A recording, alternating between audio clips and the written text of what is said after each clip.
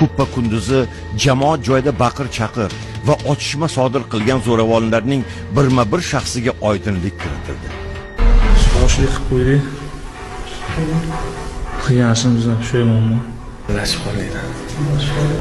Muhriddin Ravshanov 8-yanvar kuni kech soat 16larda Qarshi shahridagi Kapriz go'zallik saloni oldiga borib, qo'lidagi o'tkir kesuvchi pichog'i bilan jamoat joyida Shahzod Uzoqovga tan jarohati yetkazadi.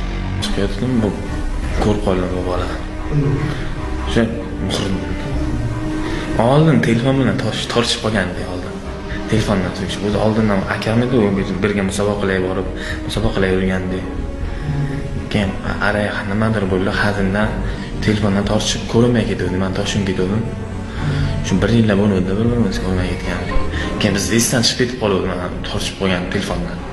Keyin o'ydan chiqsam o'tirishgan ekan. Tushib salomlashay dedim. Tushib salomlashdim. Keyin o'sha meni sukuni eslaysanmi deb chekka olib qo'rqitib qo'yaman deb o'ylandi. Ha, qo'rqitaman deb. Shunday urush bo'lib ketdi-da. Qilgan ishimdan pushaymonman.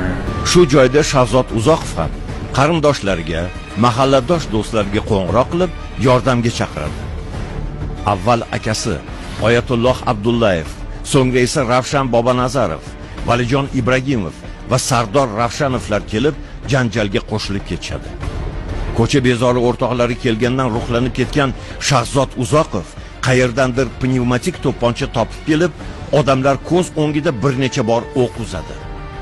Kuppa kunduzi shaharning qoq markazida ur-kaltak, sur-kaltak avjiga chiqib, to'z-to'polon boshlanib ketadi. Quturib ketgan jo'jaxo'rozlarning bezorlik jinoyatlari tez tibbiy yordam shifoxonasi oldida ham davom etadi. Juda yomon narsa ekan bu. Qilganimdan pushaymonman. Otamning qanday qiladi? Onamdan kechirim so'rayman, onajon, yaxshi bola bo'laman. Endi Xudo xolisa. Ko'chaga chiqsang yaxshi bola bo'lasan? Ha, inshaalloh yaxshi bola bo'laman. Hech bu vaqtni qaytarmayman, qayta qilmayman. Otamning ma'muriyatiga bo'lasan? Ha, inshaalloh bo'laman. Bo'laman. Xudo xolisa bo'laman.